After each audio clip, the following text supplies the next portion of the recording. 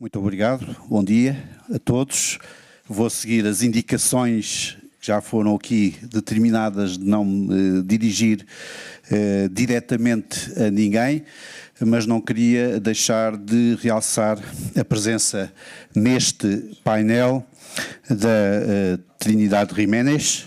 Conhecemos-nos há bastantes anos, quando éramos ambos membros dos nossos dois governos, mas não vou dizer quantos anos. E também saúdo o outro participante neste painel, embaixador Rubens Barbosa. Muito obrigado por estarem presentes. Salientaria também a presença do Ministro Gilmar Mendes, sempre a nossa referência em tudo aquilo que nós fazemos. Cabe-me fazer uma moderação deste primeiro painel e gostaria de deixar umas breves palavras de enquadramento. Há uns dias atrás, há umas semanas atrás, um responsável pelo Ministério dos Negócios Estrangeiros chinês dizia qualquer coisa do género, não vou citar, vou dizer de memória, dizia qualquer coisa do género: a China anda cá há 5.000 anos e não são umas tarifas que nos vão impedir de prosseguir o nosso trajeto histórico. A Europa também anda cá há algum tempo. Temos algumas diferenças em relação à China. A China mantém a sua postura imperial, que sempre teve, o Império do Meio, que sempre determinou tudo o que andava à sua volta. A Europa perdeu esse sentido imperial e agora tem de negociar. Mas os dois, China e Europa, têm uma perspectiva histórica, por andarem cá, como disse, há muitos anos. E se bem que, como dizia o José Roberto Afonso, muito do que foi feito já é irreparável, nós temos de pensar naquilo que ainda poderemos fazer para evitar danos maiores. Do ponto de vista histórico, há alguns dados que eu aqui queria recordar, se me permitissem. A questão das tarifas não é uma questão nova. Nós pensamos às vezes que Trump trouxe uma receita ou procura implementar uma receita nova, mas na verdade não é uma receita nova e os Estados Unidos, no passado, já várias vezes a tentaram. Podemos recuar até à Grande Depressão, 1930 e diante, e para vermos que houve as tarifas, chamadas tarifas Smoot-Hawley, que lançaram essas tarifas sobre mais de 20.000 produtos importados. A intenção era proteger a indústria e o emprego dos Estados Unidos da América. Houve retaliações da União da Europa, do Canadá e da América Latina e houve a queda de mais de 60% do comércio mundial. Está também demonstrado que estas tarifas agravaram a Grande Depressão. E os economistas, eu não sou economista, portanto estou a citar de ter lido, os economistas entendem que este lançamento de tarifas nessa época foi um gravíssimo erro histórico do ponto de vista económico. Nixon, em 1971, depois de 1971, lançou também um imposto temporário de 10% sobre todas as importações.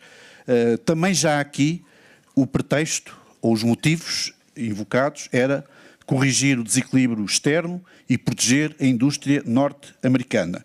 Tudo isto provocou retaliações e provocou problemas económicos mais sérios. George W. Bush, para enfrentar a pressão sobre a indústria do aço norte-americana, lançou tarifas de 8% a 30% sobre as importações do aço. Proteger empregos na siderurgia era o motivo invocado. Aquilo que se passou foi que os preços para fabricantes de automóveis aumentaram, perderam os Estados Unidos da América 200.000 empregos líquidos e houve retaliações de os outros países sobre produtos exportados pelos Estados Unidos da América. Já Trump, no seu primeiro mandato, procurou esta receita, sobretudo no contexto da chamada guerra comercial entre os Estados Unidos da América e a China. Nessa altura foram lançadas tarifas sobre mais de 350 mil milhões de USDs para produtos chineses e para produtos de outros países, designadamente provenientes da União Europeia, do Canadá e do México. Já nessa altura, portanto, há poucos anos, a intenção era corrigir o déficit externo, pressionar a China e reindustrializar os Estados Unidos da América. Quais foram as consequências? E estamos a falar de algo que ocorreu há poucos anos, portanto já não deveria ter sido esquecido, já deveria estar bem presente no espírito de todos. O que é que aconteceu nessa altura, há poucos anos? Aumento dos preços para consumidores e empresas americanas e custos adicionais para as famílias. Cerca de 800 euros por ano a mais para as famílias. Isto está calculado e está demonstrado do ponto de vista económico. Pode-se dizer, bom, mas então, porque é que Donald Trump está a fazer? Eu acho que Donald Trump está, neste momento, a tomar algumas iniciativas, algumas delas não me parecem de todo sérias e, portanto, não vale a pena estar a discuti-las, mas há aqui algumas questões que, do ponto de vista europeu, deveriam ser bem estudadas na base da necessidade de negociar com os Estados Unidos da América. É facto, e às vezes isso é esquecido, mas eu acho que do nosso lado, eu estou a falar aqui lado Europa, não estou a falar do lado Brasil, outros o farão com maior conhecimento de causa do que eu, mas é facto que nós do lado Europa temos de compreender que existem problemas sérios nos Estados Unidos da América. Eu diria que há problemas que os Estados Unidos da América enfrentam nesta altura que se estivessem a ocorrer em alguns países europeus, designadamente Portugal, porventura já teriam levado à intervenção da Troika. Porque existem desequilíbrios externos graves, existem problemas sérios ao nível da dívida, ao nível da balança comercial e ao nível de outros setores, designadamente ao nível do aparelho produtivo e da dependência dos Estados Unidos da América em relação a cadeias de fornecimento externas, sobretudo chinesas. Estes são problemas sérios e do lado da Europa nós temos de entender que estes problemas existem, porque é essa a base para negociar com os Estados Unidos da América, para conseguir um novo equilíbrio e para conseguir que os Estados Unidos da América também tenham a possibilidade de enfrentar alguns dos seus problemas. Este é um desafio que cabe à Europa e eu acho que dentro dos setores e dentro dos órgãos de decisão europeus já se está a pensar seriamente nisto para tentar encontrar aqui um ponto de equilíbrio com Donald Trump. Necessitamos também que do lado dos Estados Unidos da América passe a haver alguma capacidade de criar confiança do lado dos seus parceiros. Isso manifestamente não está a suceder. Estamos todos desconfiados uns dos outros. Quando digo todos, estou a falar, da relação entre os Estados Unidos e os demais países. Estamos todos desconfiados uns dos outros, mas queremos e temos de criar uma base de confiança. Há coisas que os Estados Unidos da América não podem também ignorar. Há alguns dados que são dados óbvios e que eu aqui salientaria muito brevemente, ver se consigo aqui encontrar alguns aspectos que me pareceriam interessantes. Um que me pareceu muito curioso e creio que é significativo, é simbólico, é paradigmático, é a circunstância de que 50% dos smartphones, nesta altura, comprados nos Estados Unidos da América, são iPhones. E 80% dos iPhones são fabricados na China. As tarifas sobre produtos importados da China implicariam nos Estados Unidos da América, não estou a falar dos outros países, implicariam nos Estados Unidos da América que os iPhones praticamente duplicariam o seu preço nos Estados Unidos da América. Ora, isto é algo que nós podemos também replicar em muitos outros produtos. Por exemplo, um que me pareceu muito curioso e que foi assinalado e que eu vi. Neste momento, cerca de 75% das bicicletas e das bonecas que são vendidas ou compradas nos Estados Unidos da América vêm da China. Isto significará que as tarifas impostas sobre estes produtos levariam a que as famílias, no Natal, tivessem de ir às lojas e gastar porventura, o dobro do que têm de gastar para oferecer os brinquedos às suas crianças. Será que os consumidores norte-americanos vão estar disponíveis para isto quando perceberem que esta é a resultante das políticas que estão a ser desenvolvidas nesta altura pela administração americana? Porventura não. E é com isso que todos nós temos de julgar, criar aqui alguma racionalidade, criar uma racionalidade que seja benéfica para todos e que não conduza àquilo que eu apontei inicialmente, que aconteceu após a Grande Depressão, que aconteceu com as tarifas de Nixon, que aconteceu com as tarifas de George W. Bush, que aconteceu já com as tarifas de Trump 1.0.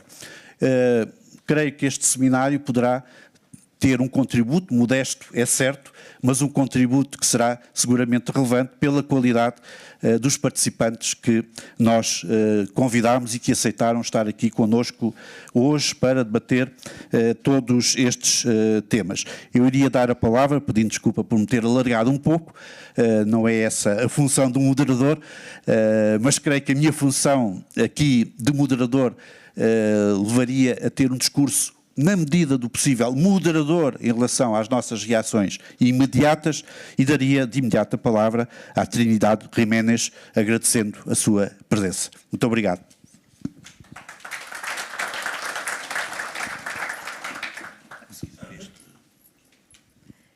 Muchas gracias, presidente Vitalino.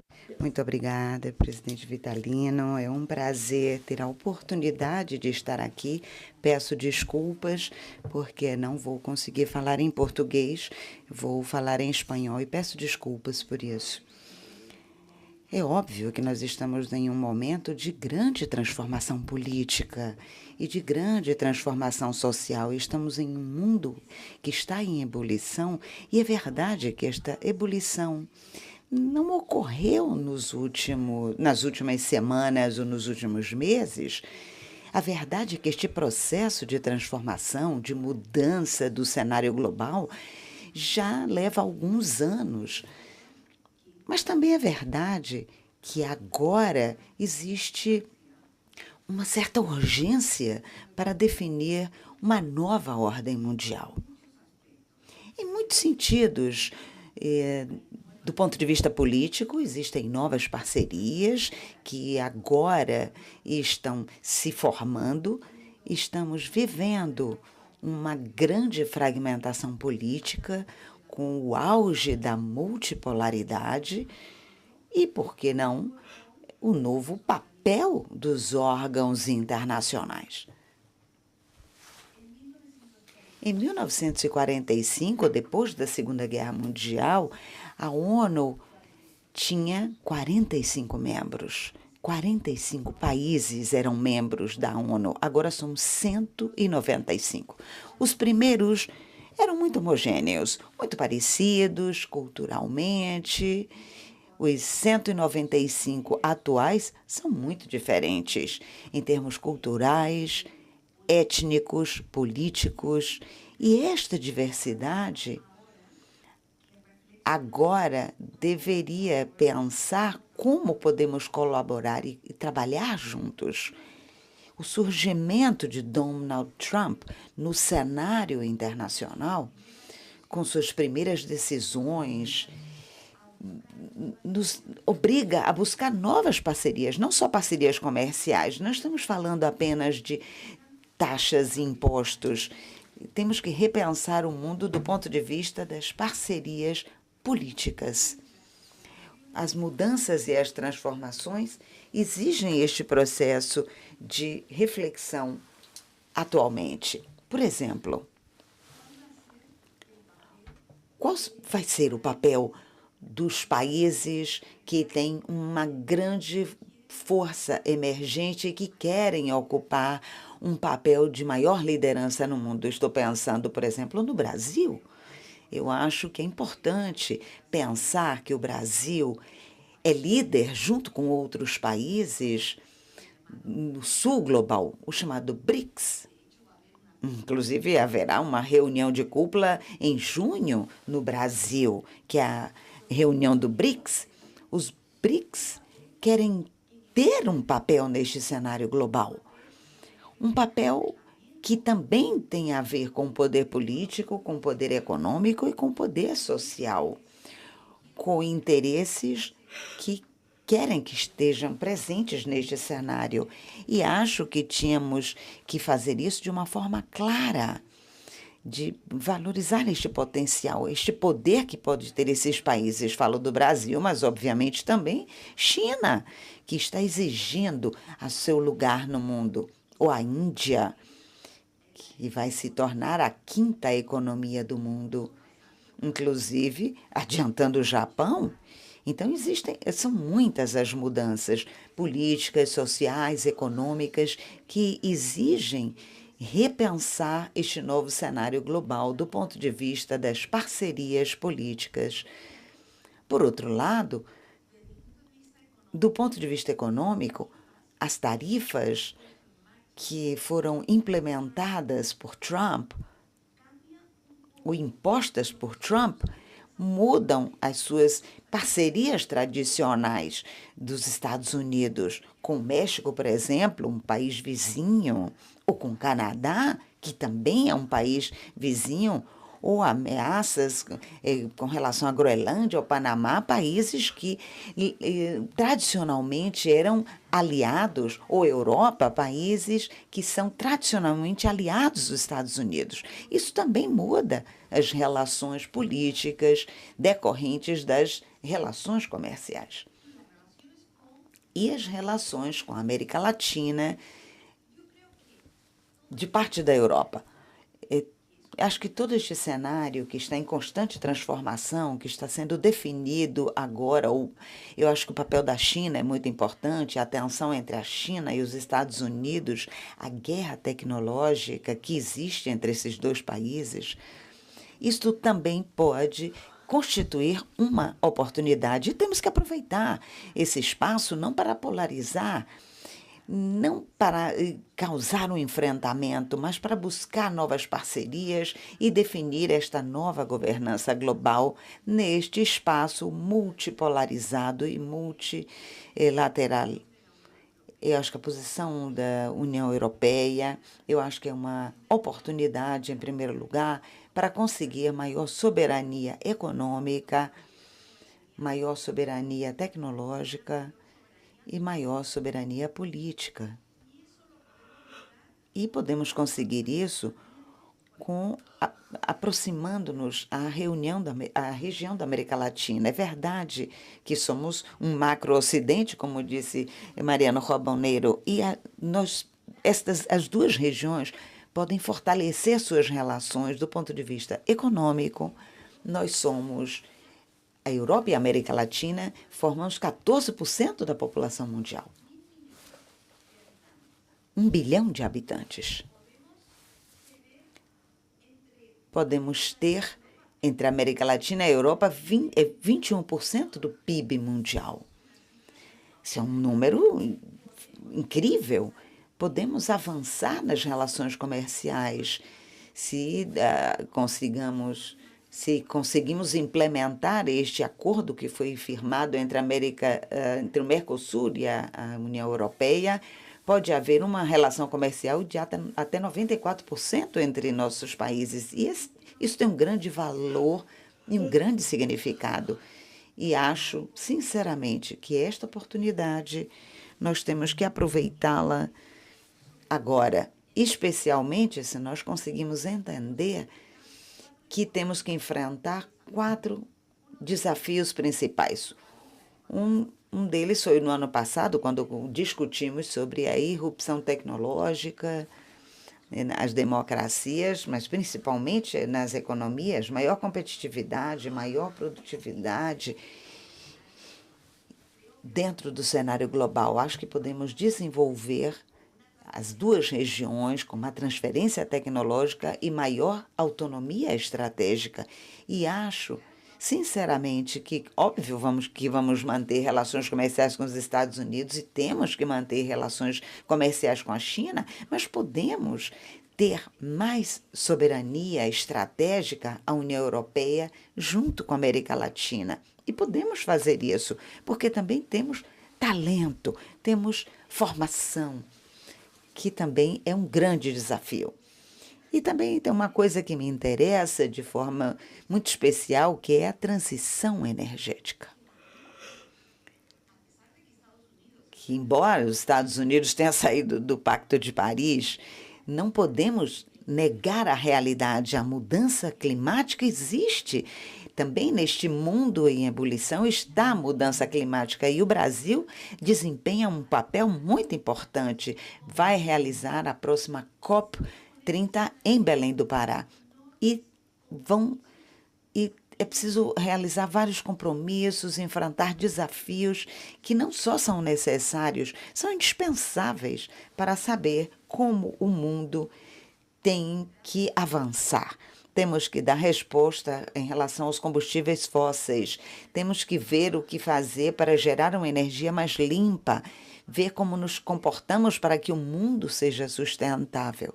E acho que essa parceria entre a União Europeia e a América Latina, com a liderança do Brasil, eu acho que pode ter um papel fundamental. E existe ainda um quarto elemento que eu acho também que é importante ressaltar, que é a inclusão social. Não podemos ignorar os problemas de migração, os problemas da pobreza que ainda persiste em muitos dos nossos países.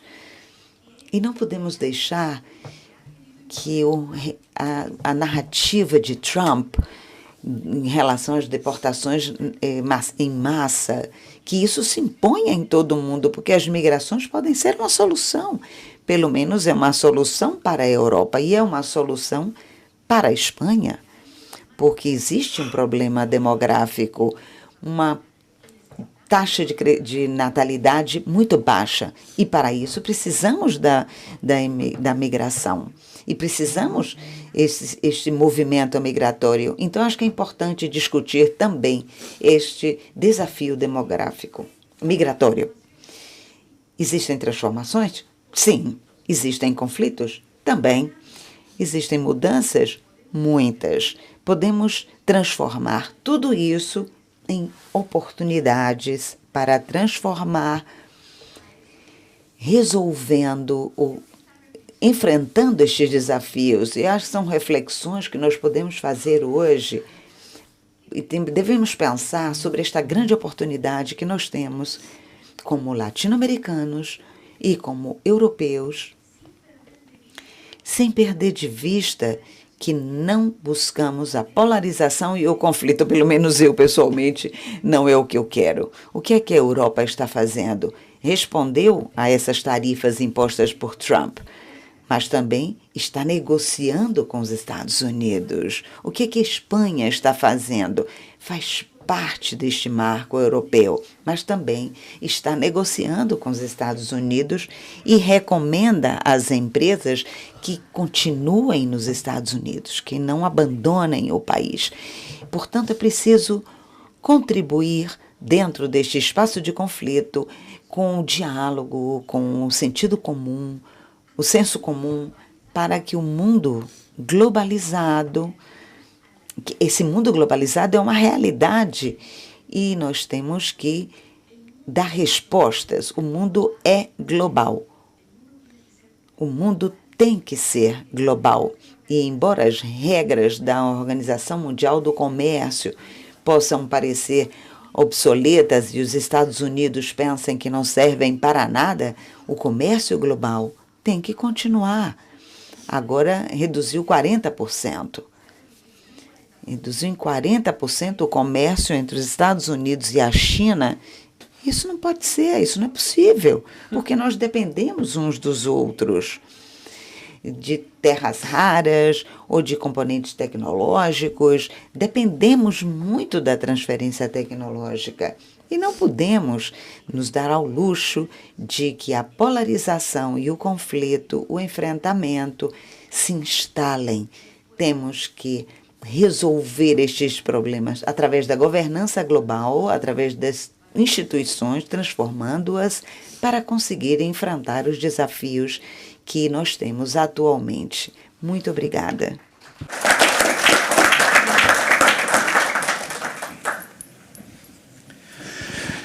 Muito obrigado, Trinidade. Gostaria de salientar aqui alguns aspectos que colam totalmente com aquilo que eu comecei por dizer. A Trinidade trouxe-nos aqui uma perspectiva que, no fundo, a olhar para aquilo que pode ser positivo. Este fórum chama-se Segundo Fórum de Transformações e depois tem o título De repente o mundo em ebulição.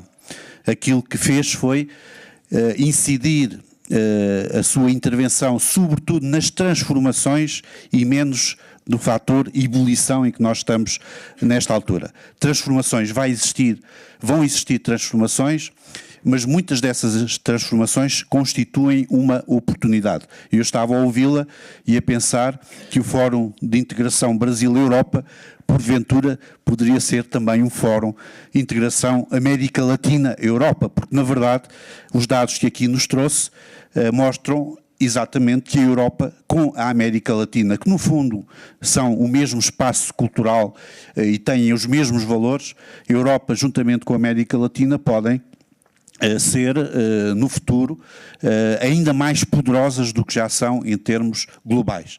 E, portanto, esta oportunidade que nós temos agora é uma oportunidade que deveríamos utilizar.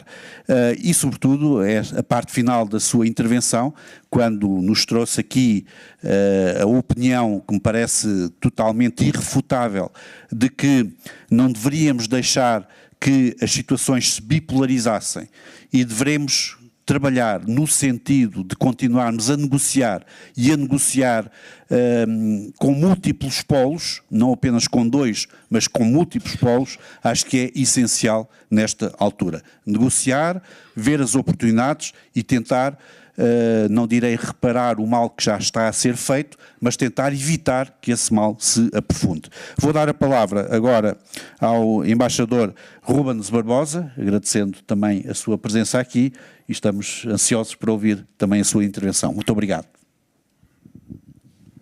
Bom dia a todos, obrigado. Eu acho que para entender o que está acontecendo, nós estamos falando de um mundo em ebulição, né?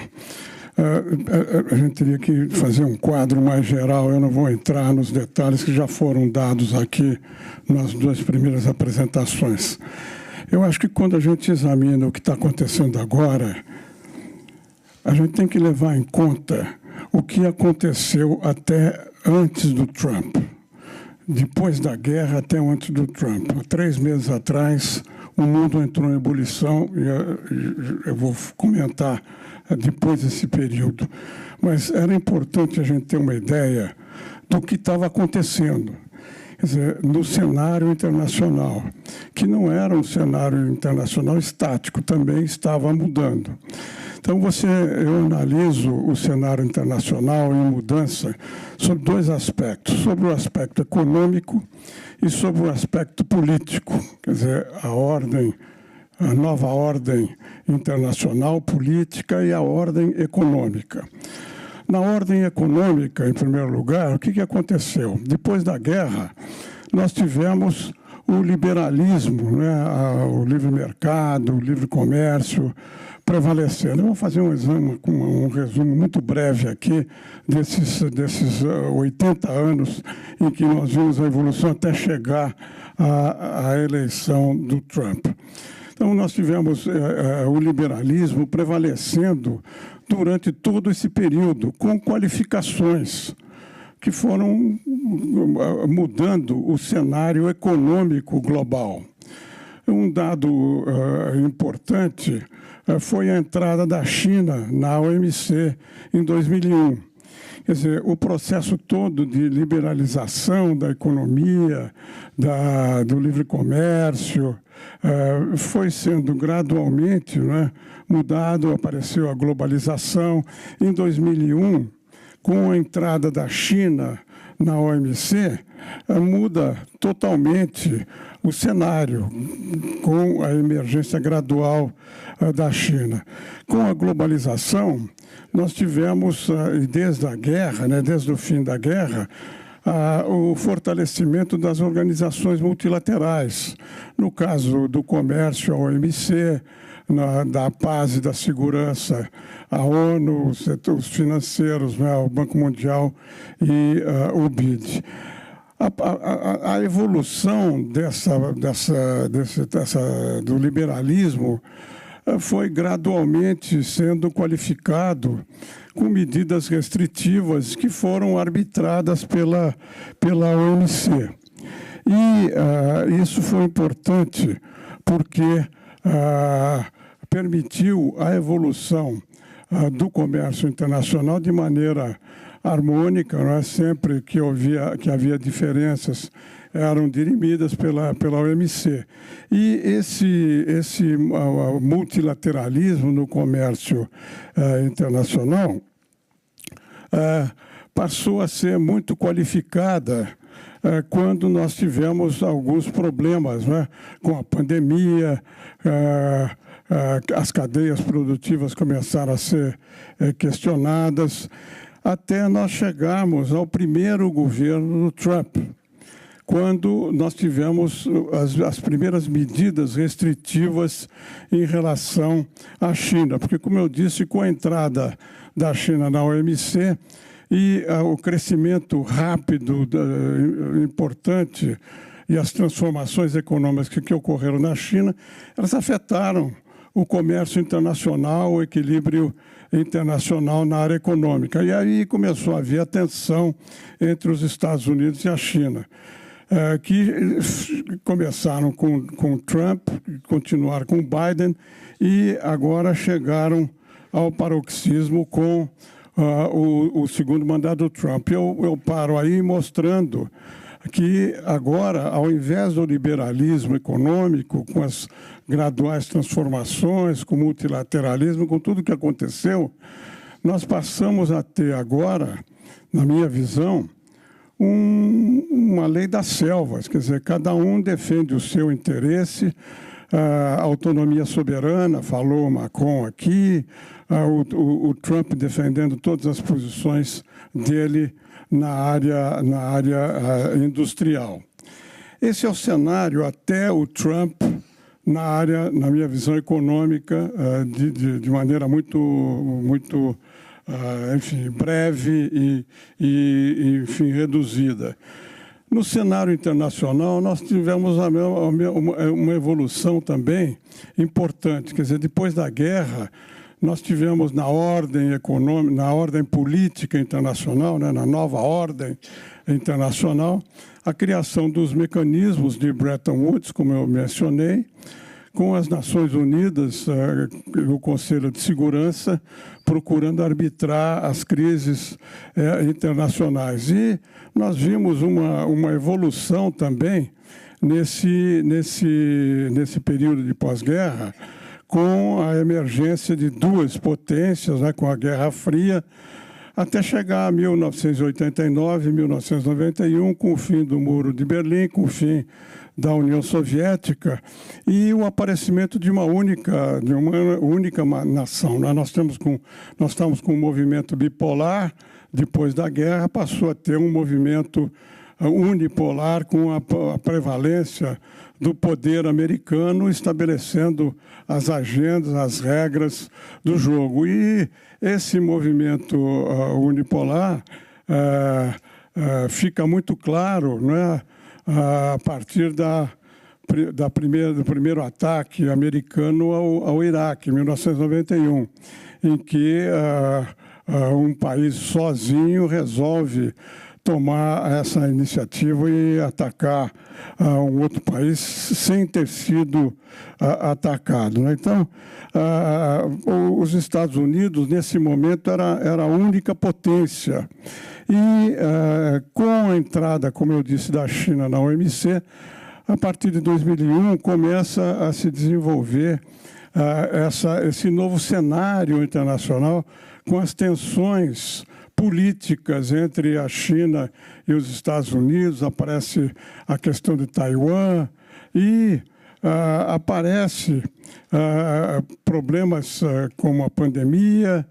Mais recentemente aparecem as guerras, né? A guerra da Ucrânia, a guerra de Gaza, a ameaça de escalada com um eventual ataque de Israel, com apoio americano ao Irã, e nós chegamos ao momento atual, em que essa situação de instabilidade política, de ebulição no cenário internacional, está chegando ao paroxismo. Estamos vendo agora, ontem, anteontem, o começo do atrito entre a Índia e o Paquistão. Quer dizer, a instabilidade política global está estabelecida, porque o multilateralismo, né, dos órgãos multilaterais, na prática terminou, não tem efeito prático mais, as Nações Unidas estão paralisadas, o Conselho de Segurança, enquanto tiver o direito de veto, não vai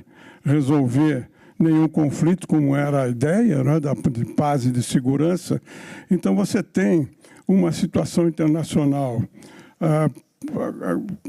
até o Trump, né, se deteriorando cada vez mais, e a instabilidade cada vez mais crescente. Nós estamos, assim, na minha visão, no início de uma nova era. E a gente pode especular em que seria essa nova era, tanto na área econômica quanto na área política, na nova ordem internacional. E aí vou fazer breves comentários sobre esse mundo, essa nova era que começa agora. Quer dizer, na área econômica, o que nós estamos vendo? Nós estamos vendo o fim de um sistema comercial organizado, baseado em regras, né, e que era previsível. Hoje você não tem mais previsibilidade nenhuma. Quer dizer, a partir do Trump, nesses últimos 3 meses, na área econômica, eu acho que essa é a principal consequência. A imprevisibilidade, a incerteza do que ocorre na área econômica, comercial e mesmo financeira, porque eu não vou entrar em detalhes aqui, mas o enfraquecimento do dólar, a questão dos títulos americanos, tudo isso já está tendo consequências. E vão ter consequências mais profundas, dependendo da evolução da situação econômica global. Porque com o Trump e essas medidas que ele tomou, já foram mencionadas aqui, isso vai ter grandes efeitos. Nós vamos ver agora, no fim de semana, o começo da negociação entre os Estados Unidos e a China. Para onde isso vai levar? Na minha visão, é impossível você terminar com a globalização. Você vai ter ajustes na globalização. Já estão havendo esses ajustes. As cadeias produtivas estão se remodelando. Enfim, tem uma série, o comércio mesmo está se reconfigurando. Para vocês terem uma ideia da importância dessa nova era que começa na área econômica, eu não vou citar essas medidas tarifárias que já foram mencionadas aqui. Tem uma medida que me chamou muito a atenção, porque tem um impacto sobre todos os países, que é a decisão tomada pelo governo americano de colocar um imposto pesado sobre navios fabricados na China e que aportem, né, que cheguem aos portos americanos. Qualquer navio construído na China que chegue a um porto americano, levando mercadorias da Espanha, do Brasil, de qualquer país, paga um imposto altíssimo. E isso vai repercutir nos produtos que estão no navio.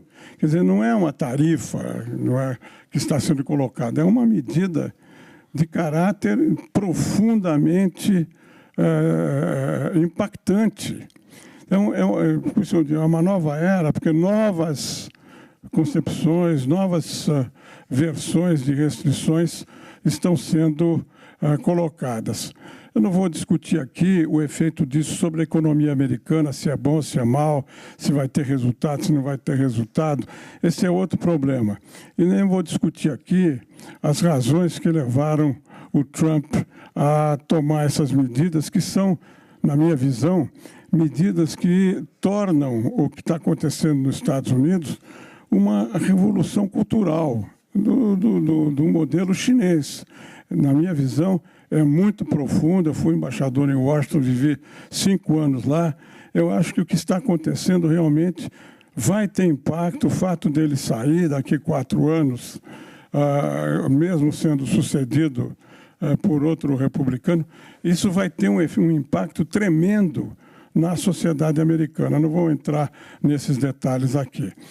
Isso do ponto de vista econômico. Do ponto de vista da ordem política internacional, nós vimos a mesma coisa. Quer dizer, você teve tudo isso que eu descrevi, e agora chega o Trump, e você tem uma coisa impressionante para quem acompanha a política americana, que é uma reversão de alianças. Eu estava fazendo um levantamento aí. A última reversão de aliança importante que houve foi aqui na Europa, né, em 1790 e tantos, com a reversão das alianças entre a Áustria, a França, a Inglaterra. O Trump está fazendo uma reversão de alianças agora com a Europa, justamente, e apoiando a Rússia na guerra da Ucrânia. Isso, do ponto de vista da política externa americana, é uma mudança de 80 anos, em que a Rússia era o principal adversário. A União Soviética, depois a Rússia, que continua sendo até o Biden, o principal adversário dos Estados Unidos.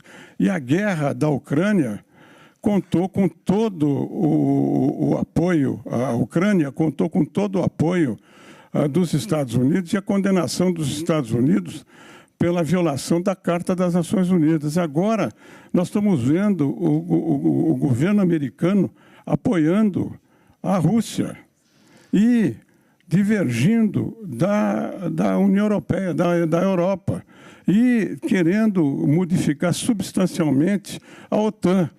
Então, nós estamos vendo uma situação que é justamente uma ebulição, porque nesses últimos 3 meses houve essa reversão de alianças que, dependendo de como evoluiu essa questão, vai ter profundos efeitos no mundo inteiro. E a relação política entre a China e os Estados Unidos, na minha visão, vai se acomodar. Eu acho que vão fazer um entendimento agora, vão começar a fazer um entendimento nessas negociações do fim de ano, do fim de semana, e na área política também.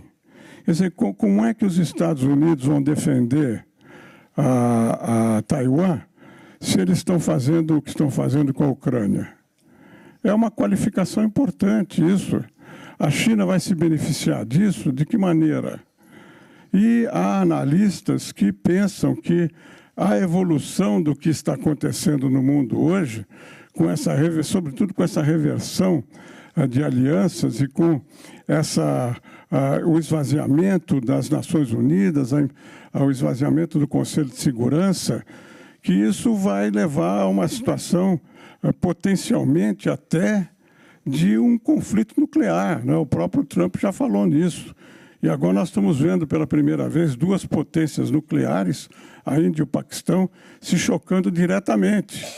E nós não estamos vendo, pelo menos eu não vi até agora, nesses 3, 4 últimos dias, um maior envolvimento dos Estados Unidos. Houve declarações do Marco Rubio, mas não há um envolvimento como está havendo um envolvimento na Ucrânia, e também não está havendo um envolvimento na faixa de Gaza, que está com uma situação cada vez mais complicada do ponto de vista humanitário, em que um país está ocupando o outro. É a mesma situação da Ucrânia e seria a mesma situação de Taiwan. Então, eu acho que a partir da posse do Trump, nós temos uma nova era, como eu disse, tanto na área econômica quanto na área das relações internacionais. É uma situação muito complicada, porque você não tem mais uma única nação, como houve, né, até a emergência da China, que estabelecia as regras e influía decisivamente. Nós estamos vendo agora a maior superpotência do mundo sem poder de influir decisivamente na questão de Gaza, na questão da guerra da Ucrânia, para que se obtenha uma situação de paz e de estabilidade. A situação de Gaza é ainda mais complexa porque o governo Trump apoiou o plano de paz e depois abandonou o plano de paz. E a situação humanitária está como nós estamos vendo lá. Então, é uma situação que vai gerar, na minha visão, ainda mais instabilidade, não só instabilidade econômica, comercial, como instabilidade e segurança política e militar. Porque aqui na Europa nós estamos vendo, né, por pressão americana, o aumento dos gastos da defesa. Isso tem outras implicações, né? Implicações sociais, implicações de apoio que a Europa dava, como os Estados Unidos dava também, terminou apoio, assistência humanitária, médica, cultural, educacional para os países mais pobres. Isso tudo acabou. Como é que vai ficar a situação, a concentração de poder e a concentração de renda em escala planetária? É uma situação muito mais complexa do que nós vivemos até aqui. Enfim, teria muito mais a falar, mas eu paro por aqui, dando esse quadro geral da área econômica e da área política internacional. Obrigado.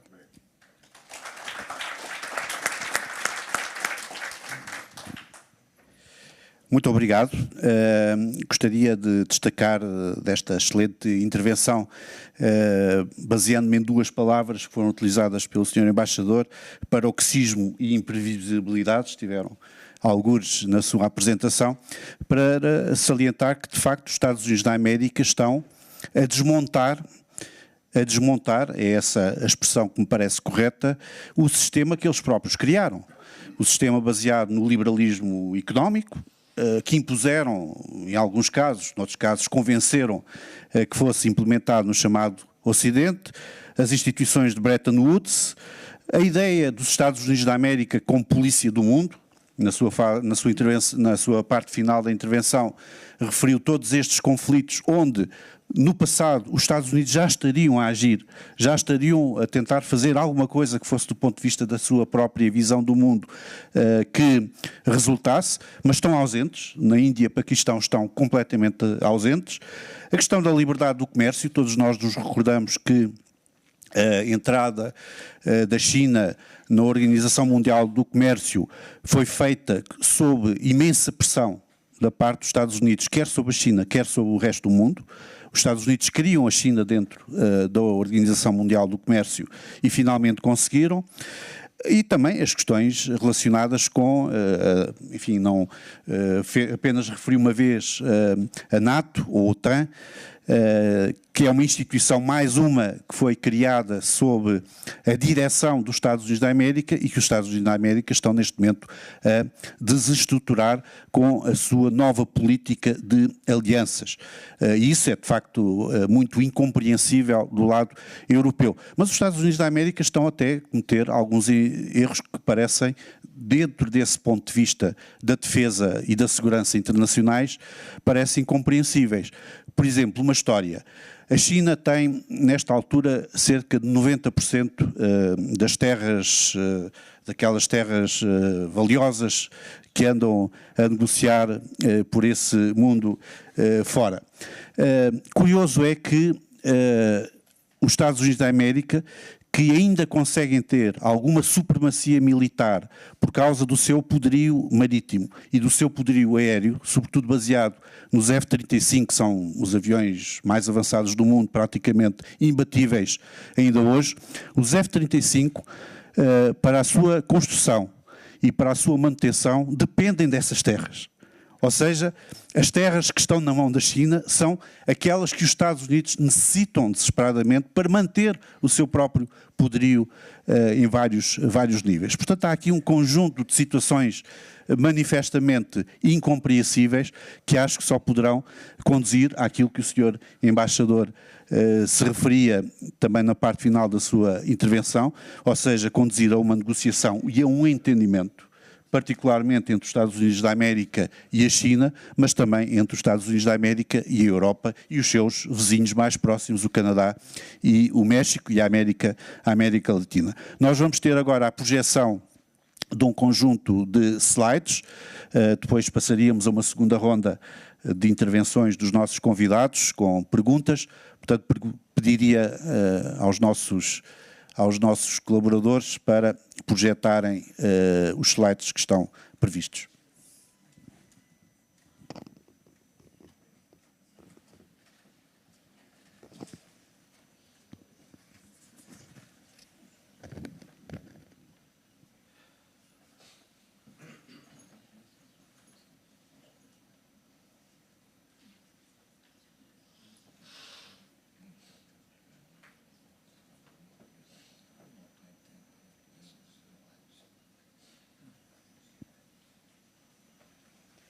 Muito bem, como puderam ver, temos inclusive uma citação de uma das nossas intervenientes de hoje, que salienta as questões relacionadas com a maior regulação ao nível estatal. E eu pegando na sua intervenção, nós vamos ter, obviamente, transformações ao nível institucional da governança global. As instituições que existem, algumas delas estão a ser desmontadas ou estão a ser desafiadas, outras não estão a dar uma noção muito eficaz da sua possibilidade de intervenção, como é o caso do sistema das Nações Unidas. Portanto, eu gostaria de lhe perguntar, olhando para a arquitetura institucional que porventura será necessário instituir no futuro, o que é que lhe parece que poderá vir aí? Desse ponto de vista da arquitetura institucional e também da capacidade de nós criarmos globalmente a possibilidade de continuarmos a investir ao nível da economia global e ao nível das infraestruturas globais, ao nível das infraestruturas ao nível regional, mas que tenham a sua inserção global, etc. Gostaria de ouvir sobre isso. Muito obrigado.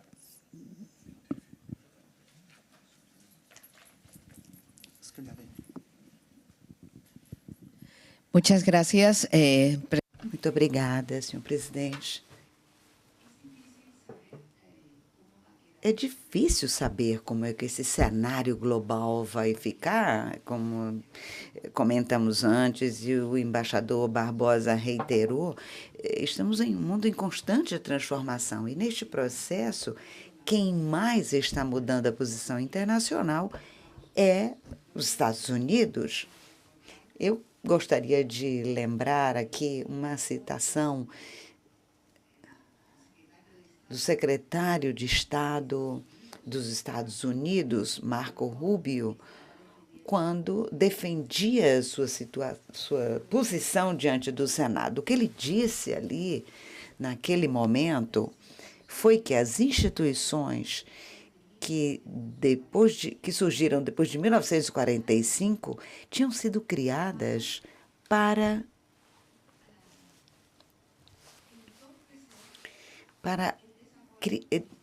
dificultar o crescimento nos Estados Unidos, tinham sido criadas contra os Estados Unidos, quando, na verdade, foram os Estados Unidos que liderou a criação dessas novas regras.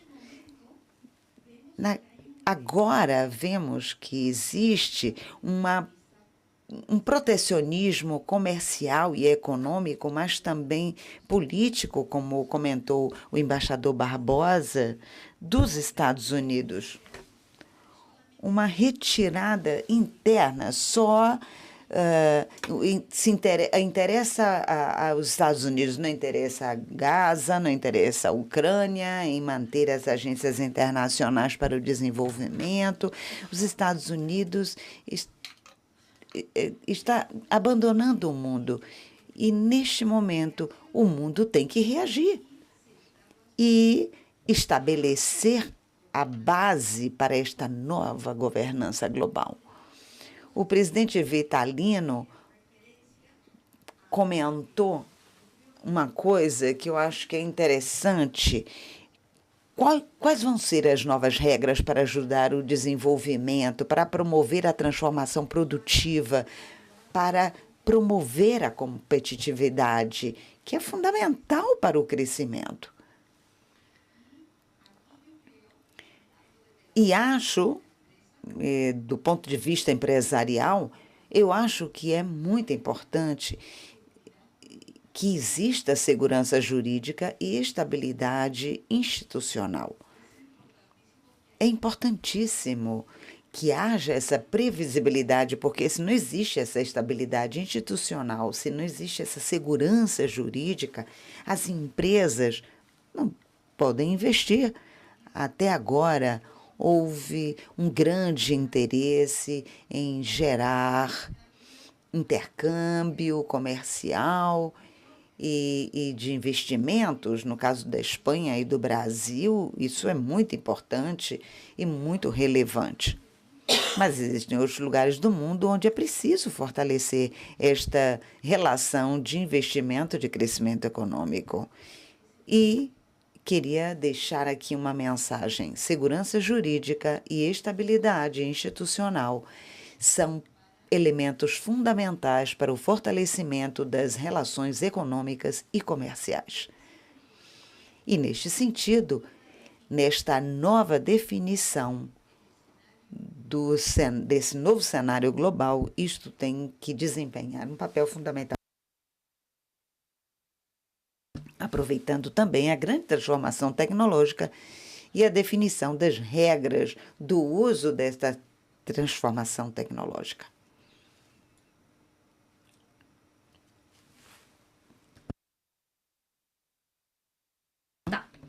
Gostaria agora também de ouvir o embaixador Rubens Barbosa e, pegando na intervenção que fez, sobre o seguinte. No fundo, o cenário que aqui nos trouxe é um cenário de retirada dos Estados Unidos da América, de vários níveis onde nós nos habituámos a vê-los, o que significa que estamos aqui com um problema também de liderança a vários níveis. Ora, estas coisas normalmente não permitem o vazio, tem de ser ocupado. E a questão é, quais é que são as novas lideranças que nós poderemos tentar encontrar, olhando também para o Brasil como um grande país, a grande potência do Hemisfério Sul, quais é que são as novas lideranças? Vamos insistir na tentativa de manter os Estados Unidos da América aí, ou vamos procurar encontrar essas novas lideranças olhando para outros setores do mundo? Olha, eu acho muito difícil esse contexto, no contexto atual, em que a tecnologia, hoje, nós falamos pouco de tecnologia, que na minha visão, é o fator mais importante hoje e nos próximos anos. Se vocês imaginarem ou verificarem que se você comparar as 10 maiores empresas no mundo, há 30, 40 anos atrás, você tinha empresas japonesas, chinesas, europeias, e tinha 2 ou 3 americanas. Hoje, você tem das 10 maiores empresas, 9 americanas e uma que não é da Europa.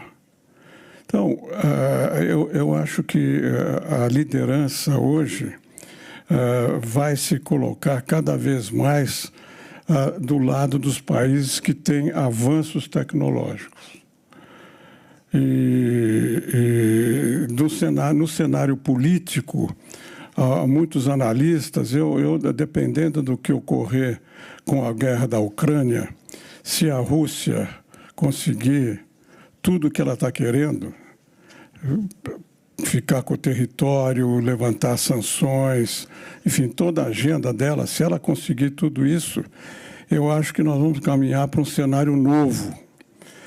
que alguns analistas já estão apontando. Eu acho que o que vai acontecer é que nós vamos ter algumas áreas de influência. A área de influência americana, a área de influência chinesa e uma área de influência russa. Uma nova Yalta, com uma nova fotografia igual àquela que a gente viu há muito tempo atrás, com Xi Jinping, com o Trump e com o Putin. Quer dizer, esse é um cenário possível, dependendo, como eu disse, dependendo da evolução do que ocorrer na guerra da Ucrânia. Quer dizer, hoje por hoje, o que a Rússia está querendo até aqui vai conseguir, com o apoio americano. É importante a gente assinalar aqui, na minha visão, a perda de poder aqui da Europa. Eu acho que a Europa não será um player, na minha visão, um player fundamental. A América Latina já está na periferia e vai ampliar a sua posição periférica por causa dessa questão tecnológica. Eu dou muita importância a isso. Se a gente pensar o que a inteligência artificial está fazendo, o que a tecnologia está fazendo na guerra, né? A revolução que está havendo na Ucrânia com os drones, isso tudo é novo. Estava lendo um repórter nos Estados Unidos. Os Estados Unidos está mudando a concepção de guerra. Qual é o outro país que está fazendo isso? Aqui na Europa não está fazendo. A Europa vai ter que gastar para se defender.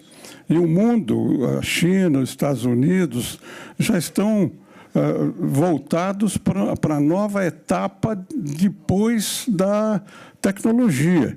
Então, e você vê outra consequência importante do que nós estamos falando, é a perda do poder relativo do meio ambiente. A Europa era um líder aqui. Cadê o Green Deal europeu? Foi adiado, as medidas foram adiadas, as empresas estão... Porque a concentração agora é na questão da defesa.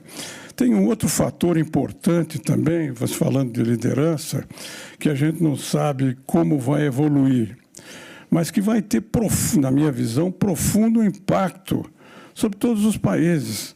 Quer dizer, é o desacoplamento da economia americana da economia chinesa. A gente não sabia o grau de conexão da economia americana com a economia chinesa, que continua. Muitas empresas saíram, mas muitas ainda estão lá.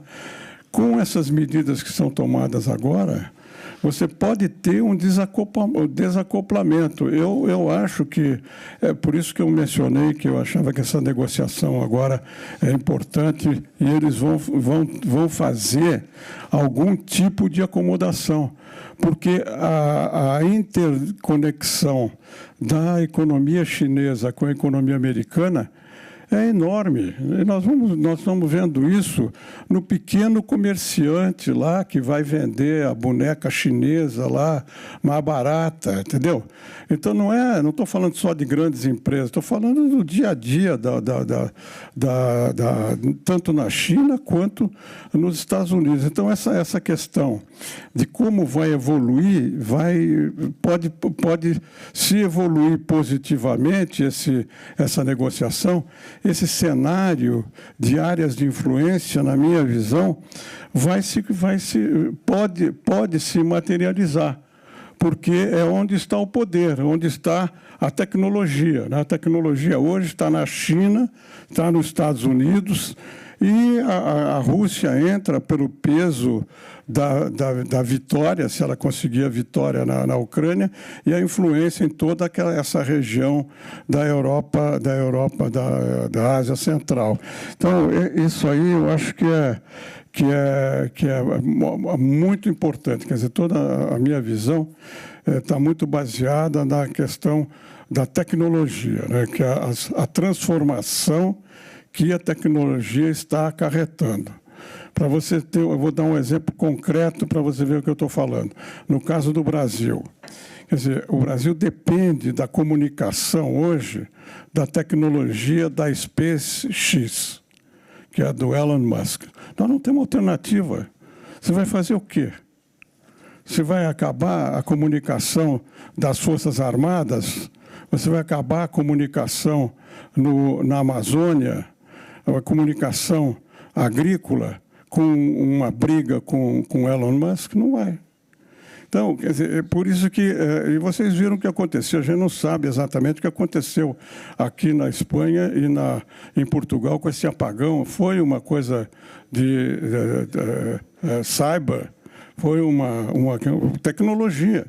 Então, o mundo, na minha visão, no futuro, nos próximos décadas, vai ficar dividido entre os países que têm tecnologia de ponta, que absorveram a tecnologia de ponta, e os países que não absorveram a tecnologia de ponta.